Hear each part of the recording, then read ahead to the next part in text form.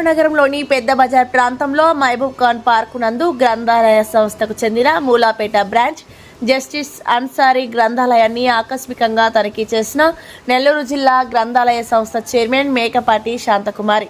ఈ సందర్భంగా గ్రంథాలయ లైబ్రేరియన్ ఈశ్వరమ్మను అభినందించారు. గ్రంథాలయంలో లభించే పుస్తకాలను, పేర్లను పరిశీలించారు. అలాగే రికార్డులు పరిశీలించారు. ఇదే విధంగా గ్రంథాలయాన్ని శుభ్రంగా ఉంచుకోవాలని, ప్రజలకు ఎల్లవేళలా అందుబాటులో ఉండాలని కోరారు. అందరికీ నమస్కారం.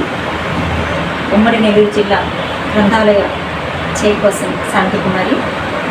ఈరోజు నేను నెల్లూరు జిల్లాలోని జస్టిస్ ఎంఆర్ఏ అన్సారీ స్మారక గ్రంథాలయం మూలాపేటలో గ్రేడ్ 3 గ్రంథాలయాన్ని సందర్శించడం జరిగింది. ఇక్కడ ఈశ్వరమ్మ గారు ప్రాతినిధ్యం వహిస్తున్నారు. She's very good. అన్నీ బాగా పెట్టుకున్నారు. కాకపోతే ఇక్కడ ప్రజెంట్ విద్యార్థులకి అవసరమైనటువంటి మెటీరియల్స్ కానీ, కాంపిటేటివ్ ఎగ్జామ్స్కి అవసరమైన బుక్స్ కానీ లేవు. ఇంకా మౌలిక సదుపాయాలను కూడా కొన్ని అవసరం అయి ఉన్నాయి. వర్షం పట్టడం వల్ల గ్రంథాలయం అంతా కారిపోయి చెట్లు మొలిచి ఆ వేర్లు అనేటివి ఏవైతే ఉన్నాయో అవి గ్రంథాలయం లోపలికి రావడం జరిగింది. ఆమె ప్రయత్నించింది. కొందరు డోనర్స్ దగ్గర కొన్ని వాటరు, బీరువా, ఫ్యాన్ లాంటివి కొన్ని డోనర్స్ ద్వారా కలెక్ట్ చేయడం జరిగింది. వాళ్ళ సహాయార్థం బాగా పనిచేస్తున్నారు.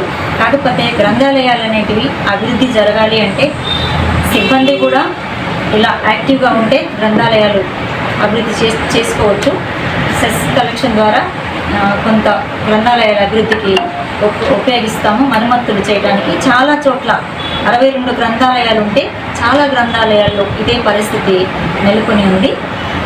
కాబట్టి సంబంధిత అధికారులు దయచేసి ఇటువంటి ఈ గ్రంథాలయాల కోసం తొందరగా సెస్ అనేది రిలీజ్ చేస్తే ఖచ్చితంగా వీటన్నిటిని మనం తిరిగి పునర్నిర్మాణం చేసుకోవడం. కొన్ని అయితే కొన్ని మరమ్మతులు, తాత్కాలిక మరమ్మతులు చేసేటివి కొన్ని ఉంటే వీటన్నిటి కూడా సెస్ అమౌంట్ అవసరమవుతుంది. కాబట్టి ఇందు మూలంగా తెలియజేసుకోవడం ఏమనగా కాస్త సెస్ అనేది మనకి రావాలి. అది వస్తే ఇవన్నీ నేను చేయగలుగుతాను. అంతేకాకుండా స్టూడెంట్స్ కూడా, విద్యార్థులకి సంబంధించి కూడా మేము ప్రత్యేకంగా ఒక కార్యక్రమం ఏర్పాటు చేస్తున్నాము. కాంపిటేటివ్ ఎగ్జామ్స్ సంబంధించిన మెటీరియల్స్ అన్నీ వాళ్ళకి ఏర్పాటు చేసి వాళ్ళకి ప్రత్యేకంగా చదువుకునేటువంటి ఏర్పాటు చేయాలని నిర్ణయించుకున్నాము. అవన్నీ చేస్తాం. పేద విద్యార్థులందరూ కూడా, కాంపిటేటివ్ ఎగ్జామ్స్లో పాల్గొనే విద్యార్థులందరూ కూడా ప్రత్యేకమైనటువంటి ఏకాగ్రతను ఏర్పాటు చేయడానికి మేము నిర్ణయించుకున్నాము. తప్పకుండా ఇవన్నీ చేస్తూ గ్రంథాలయాలని అభివృద్ధి పరుచుకుంటూ ఖచ్చితంగా 3 సంవత్సరాల్లో అన్ని గ్రంథాలయాల మీద కరెక్ట్ అయిన చర్యలను తీసుకుని అభివృద్ధి పదంలో ముందుకు నడిపిస్తామని తెలియజేసుకుంటూ నమస్కారం.